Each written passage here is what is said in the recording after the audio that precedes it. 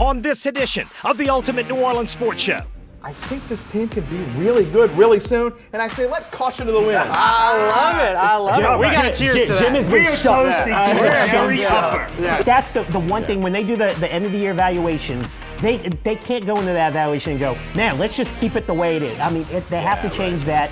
To me, all the defensive success in the last 8 weeks or so starts with Chase Young. Now they are building something that not only their players in-house are appreciating in a big way, but that players from outside of the organization are going to want to come and be a part.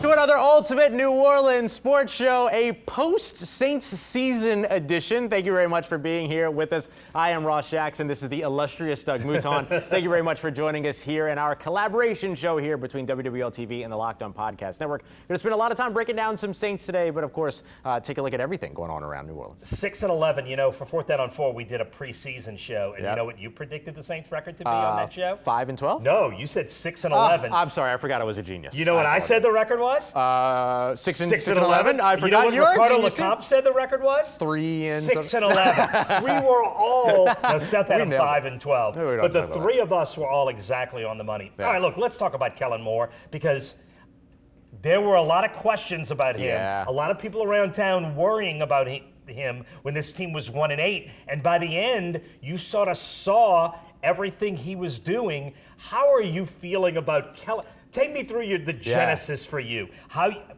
from the hire to the mid-season to now, how you have played Kellen Moore.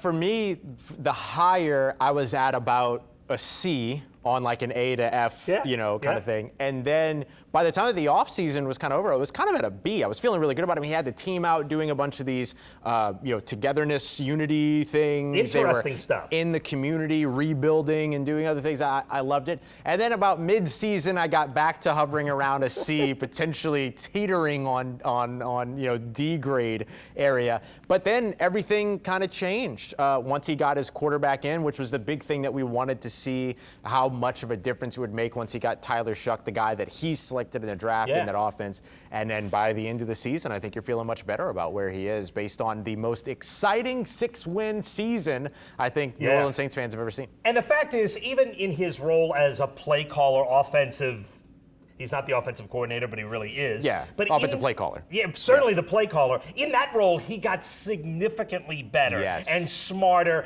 as he figured out his own team and quarterback. Agree? Yeah, a great place where you can actually see that in the numbers is red zone offense. They were abysmal for the first about 12 weeks of the season. 38.5% was their red zone to touchdown conversion percentage. And so if you look at the last 10 seasons of NFL seasons, or 10 years of NFL seasons, you see 320 total seasons played. The Saints were 317th in there, really bad. And then that's really bad. Yeah. And so then you look from about week 12 on, you saw that percentage tick up over 50%. They're about 56.2%, so around league average. They were literally 16th in the NFL there. So you saw it there, and I think you really saw it with his ability to start scheming open some of these wide receivers, which a lot of that broke open late in the year. And a lot of that was Tyler Shuck, too, who we'll get to in a second. But let's show you what's on the menu tonight on this edition of the Ultimate New Orleans Sports Show. Again, our postseason review edition, but obviously a lot of looking forward to the offseason. Our large plates, we've already touched on this a little bit, but the job Kellen Moore did, holding it together and then getting on a roll in the second half of this season. And then Tyler Shuck, who... I'm not saying he's the quarterback for the next 10 years. I am confident he's the quarterback for next year. Getting that in the second round is brilliant. And then the small plates. Oh, how about this defense? Really, really phenomenal stuff. Top 10 and a bunch of different metrics. We'll take a look at that and the improvements that we saw from that defensive unit since 2024. And on the other side of the spectrum, things that didn't go so great, including special teams, which they had one of the worst special teams units, if not the worst special teams unit in the NFL this year. Yeah, they were bad on special teams literally across the board. And look, this is my one favorite moment from this postgame. The Falcons win, and then after the game, Arthur Blank, the owner of the Falcons, takes his coach, Raheem Morris, who's smiling, gives him a hug, and says, "I know it was you, Fredo. You broke my heart. You broke my heart. He channels his inner Michael Corleone, hugs him, and then fires him a couple hours later. Yeah, it's just rough. a beautiful Falcons moment that I think everyone in New Orleans is like, I love seeing that team a mess. Second time in 3 years that the Saints were the final opponent for a head coach of the Falcons. I just love the Falcons being a mess, and they are a mess. All right, our dinner guest tonight, Jim Derry, one of my favorite people in local sports from the Dattitude podcast. He is fun. Can't wait to get him. We've been trying to get him on. We finally now have. And Ricardo Lecompte will bring his normal brand of silliness. And our last call, Ross, it's your turn. Yeah, What you making us? I wanted to go with something. It's January. A lot of people are trying to detox, so we're going to detox while we tox. And so we're going with a ginger margarita Yes, today. that's I'm really a excited to toxy make this detox. one. Yes, absolutely. The ginger margarita. Beautiful thing. All right. And then a couple of notes at postseason. Hi, Miss Gail. Hello, Gail. Yeah, the Saints will pick 8th overall in the NFL draft. If they had won, they would have picked 12th. Yeah, big 8th is shift. better than 12th. Yep. So that's a good thing. And it should be noted they would have needed to lose 2 games in order to improve on that. Yeah, so yeah, good situation for them.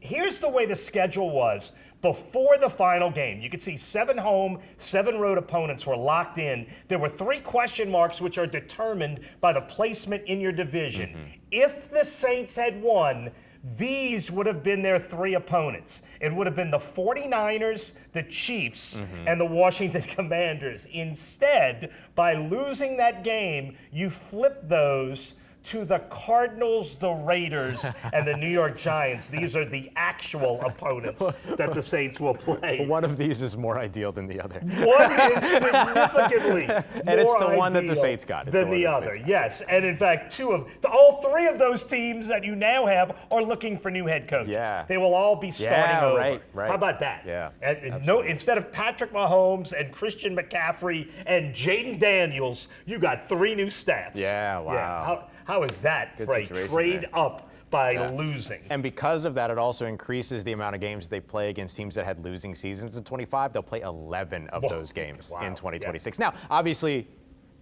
record finish from the year before isn't always indicative of success No, of in course the not. year, but close. Yeah. Close yeah, with those no, teams. yeah. Close with there that aren't list. a lot of 3-14s to 14-3 Right. in NFL history. One question about Tyler Shuck. Yeah. How are you feeling now? Look, he threw his first interception in 4 games. It was at a critical time in the game, and in a lot of ways probably cost them the game, or at least cost them a chance to win the game.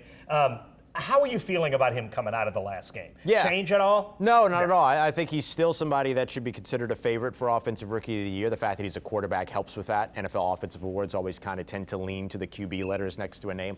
And then I think that he did way more positive than he ever did negative, that interception included, which was a great play by D. Alford, the defensive back that ended up getting that interception. So still feel like Saints fans and the New Orleans Saints should feel pretty optimistic going into 2026, knowing that he's going to be back under center. I think so. You think so. I am so curious if Jim Derry thinks so. Time to bring on our guest.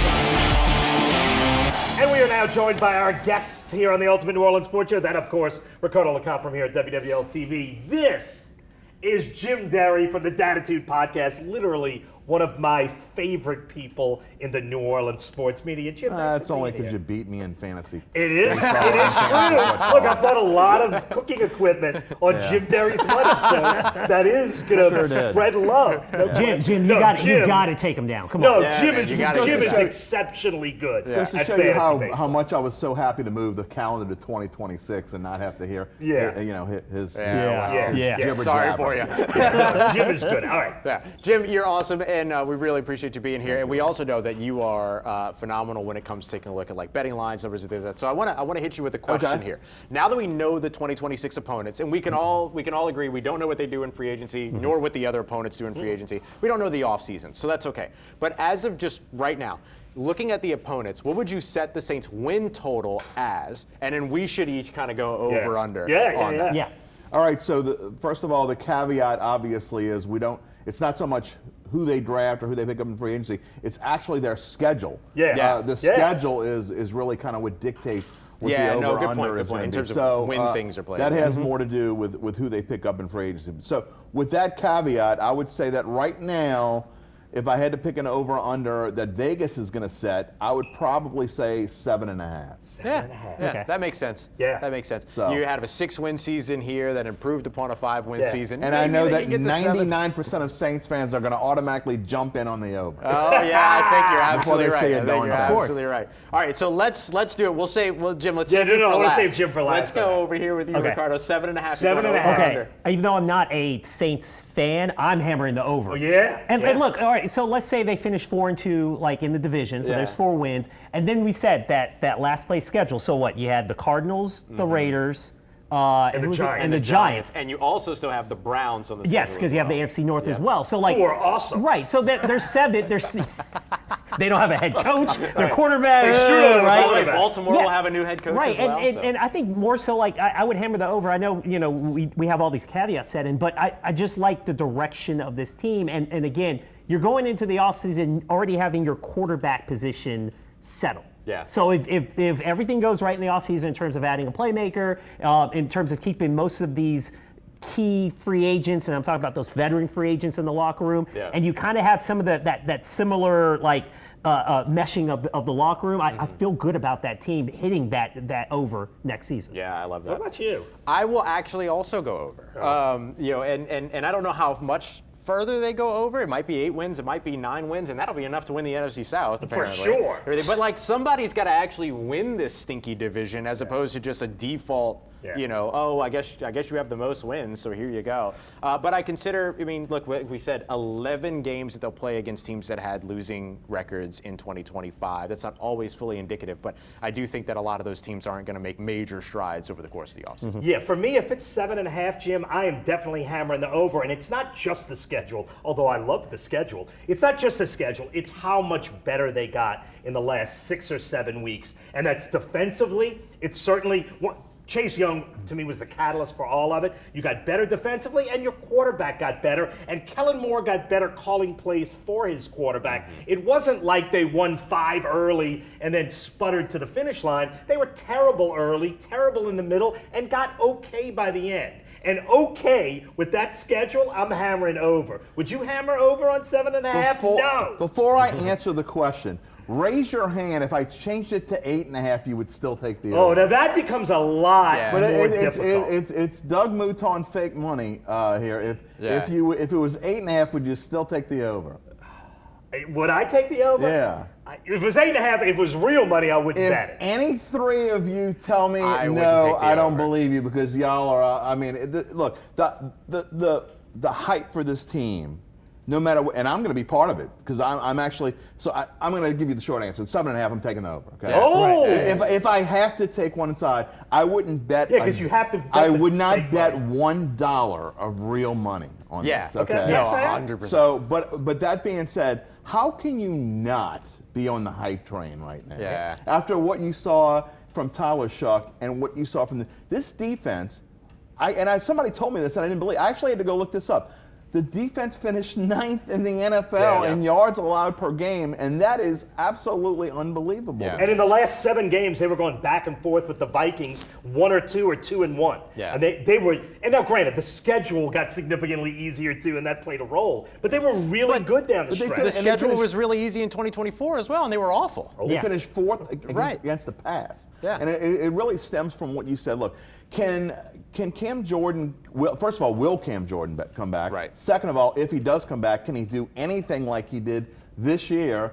I don't know. I doubted him this year, and he proved us all wrong. Yeah. So I don't know whether to doubt him again or not. So, look, it's going to be hard for anyone that follows this team, covers this team, roots for this team, not to be, because we've been going through 5 years of funk. Yeah. And we've had to endure this 5 years of just, I don't even want to go on the air today, and that's where we are. And so there's hope for a change. And look, I'm on the hope train too. So if I had to take over or under, but you are surprised. But that one win might make a difference because I don't necessarily think they're going to have a winning season. Yeah. I think they're 8 or 9 wins at best next season. I think that's the ceiling. And so that's why, like 8.5, I would actually bet go much under. harder. on that one, just because like that one game, like you said, makes a big time difference. It makes a ton of difference. Well, look, we're going to talk about the positives in a second. We already have. But let's do our boil water advisory right now. What is the thing that can derail this team? Ricardo, you're up first. What worries you most? Okay, so we talk about the 3 phases playing, right? You know, like the defense was great. Maybe offensively you're seeing, you know, you have Tyler Shuckett, which could end up being the cornerstone of your franchise. The special teams was awful this year. Punting was terrible. You had to change your kicker where you know Blake Grupe leaves, and you found something with Charlie Smith. But still, you're still working with a guy who's like professionally kicking in the NFL in his second season. Right. And you saw the second season of being in being here, not just in the NFL. Being here in the United States, and then you're watching kick and punt coverage and the struggles they had this year. I feel like there needs to be an overhaul on that side. Right, like I feel like that move is going to happen in the offseason. You think it's going to happen? I feel like it's going to happen. I feel like it has to. Like that's the one thing when they do the end of the year evaluations, they can't go into that evaluation and go, man, let's just keep it the way it is. I mean, they have to change that. Find a new punter. There's a lot of things that special teams wise they've got to fix. That is, if they don't do that, then that's where we're struggling. Where you need those 3 facets of the game working. Special teams they struggle at. Letting JT Gray walk, it turns out to be one of the biggest mistakes. One of many. Yeah. What do you have? There are so many things still to fit. I mean, I know we're all excited about. There are This 100%. Is just year 2 of at least, in my opinion, a 4-year rebuilding process. The schedule is much tougher next year. So let's go. I'll go into this. You know, one of the things we talk about in Dattitude is we're the realistic part. I mean, I try to be as realistic as possible. And this offensive line is so bad. Even, the best lineman, in my opinion, was Calvin Banks. And obviously had his struggles at times too. Yeah. I mean, if you guys go back and watch game film, and he wasn't great. He was good. Right. Yep. He shows promise that he could be really good. Fuaga looks like he could be really good. But I thought he took a step back. But the interior of the Saints offensive line is by far the worst in football. And if they don't address it seriously, I'm not talking about getting one guard and let's say somebody's going to come in and replace Dylan Radins. That's not good enough for me. So I know you can't fix anything, nor should you try to fix everything at one time. However, you have got to get to be a potential 9-win team, you've got to get two guards. And that's where it starts for me. Yeah, that's good. What you got? Yeah, mine is that the Saints' first quarter point differential was the worst of any NFL team for the last 25 years. They were minus 93 in point differential. The next worst after that was Tampa Bay, minus 92 back in 2011. And so for me, for all the great things that we can say and all the great accolades that we could shower over Kellen Moore and the handling and being the right person for this moment, for this team, the one thing that he never was able to fix were the slow starts on offense. And now here at the end of the season, we can look back and say, hey, that was historically bad. Can you rebound from that and get things going to where you have a faster start on offense? And that the defense has a little bit of a faster start, too, because we saw a lot of opening drive scores being given up, but nothing in terms of a response throughout the entire first quarter, most of the time, most games, over on the offensive side. That's really good. Mine is sort of a combination of what the two of you said. I worry that they don't make the changes they have to, that they look at this horrible special teams, and even with Charlie Smith, they were the worst field goal kicking team in the NFL, and I'll look this up. Field goal kicking against them, they just, and a lot of it is just luck. Nobody ever missed against them. I think they were 91% kicking field goals against the Saints. Everybody made everything against them. And most of those misses were the blocks that they got. Correct. Not just misses. Yes. Nobody missed anything, which is bad luck.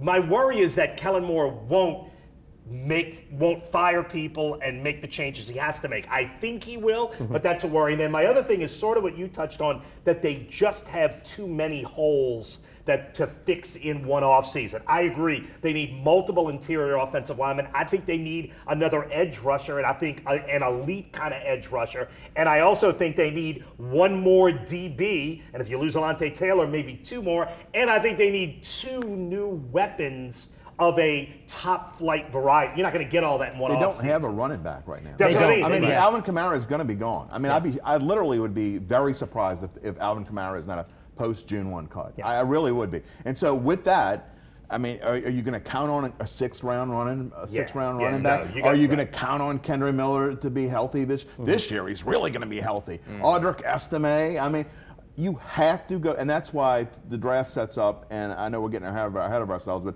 to me, they've got to find a way to get Jeremiah Love in the draft.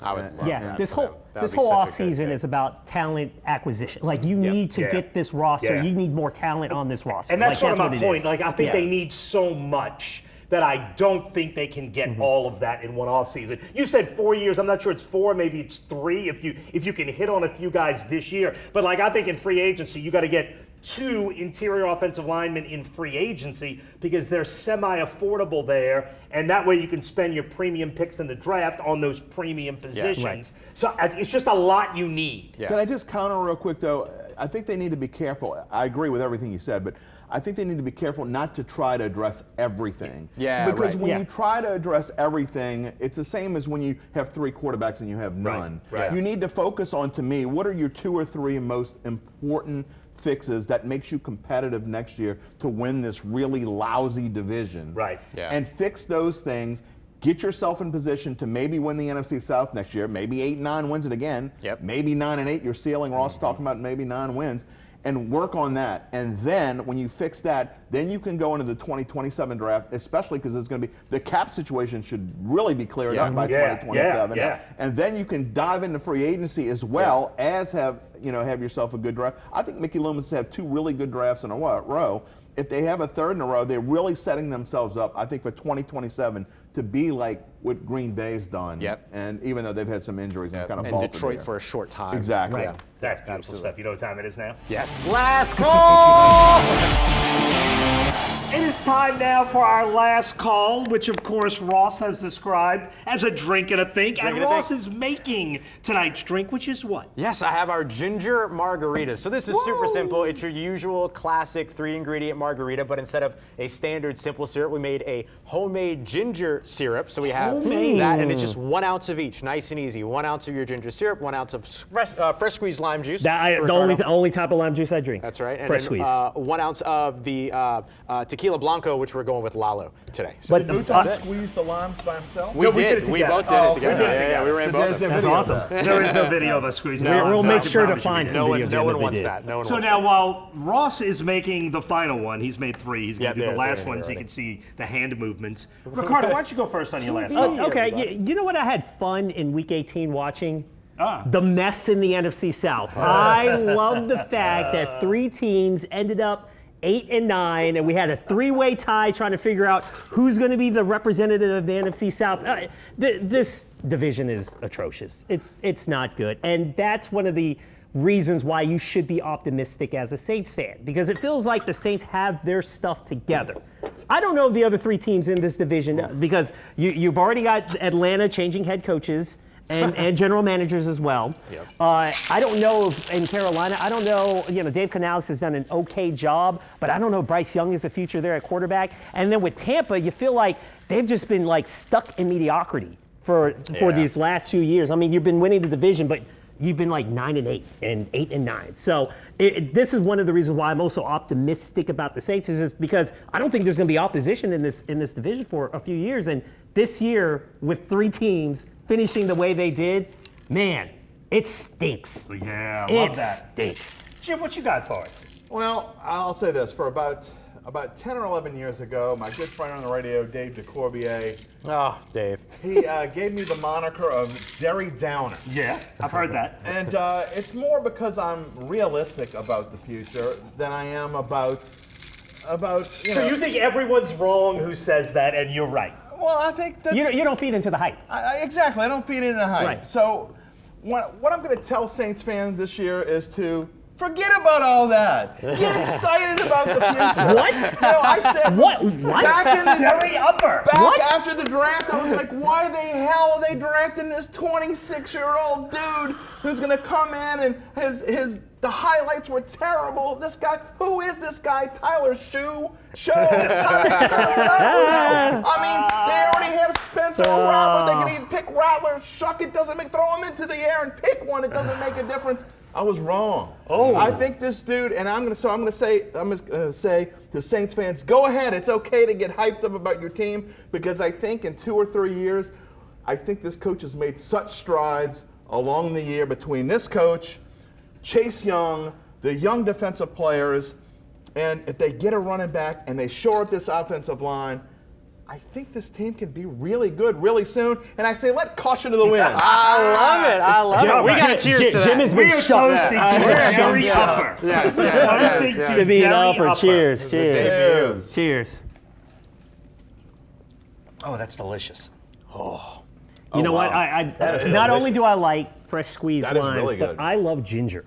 Oh, this is perfect. And this is This is outstanding. This is a fantastic And margarita. I get the ginger in there. This is excellent. This works. is your perfect January detox tox. Yeah, detox. And the good thing is, by the time the Causeway cops watch this, I will already be home. You're not catching them. All right, let me do mine. Do you mind if I no, go for it. All right, look, and you kind of touched on Chase Young. Chase Young was the Saints' biggest, and I got Justin Reed too, was the Saints' biggest free agent signing this offseason, and I think it was a brilliant move, and you saw that play out. He missed the 5 games, came back. To me, all of the Saints' success, Cam Jordan's success, Carl Granderson's success, Demario Davis' success, to me, all the defensive success in the last 8 weeks or so starts with Chase Young. Yeah. Whatever chipping there was, whatever overplaying there was, whatever double teaming there was, he got all of it. And he still was incredibly productive, double-digit sacks, but he freed up everyone to play. It was the Reggie Bush effect from the early Sean Payton years. Even when Reggie Bush wasn't getting the ball, he was the most important player on the field because the entire defense was watching Reggie Bush while Marcus Colston was catching a pass. Yeah. And to me, Chase Young was that guy for the defense. Brandon Staley put him in all the right positions. I am optimistic the way you said, and it's not just Tyler Shuck and Kellen Moore. It's what they've done on defense.